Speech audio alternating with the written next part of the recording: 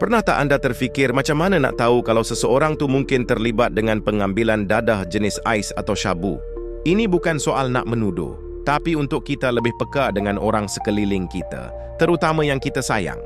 Jom kita tengok beberapa tanda yang biasa muncul. Pertama, dari segi fizikal, mereka mungkin akan hilang selera makan, jadi berat badan turun mendadak. Mata mereka akan nampak merah dan berjaga, sebab ais ni buat orang susah tidur berhari-hari.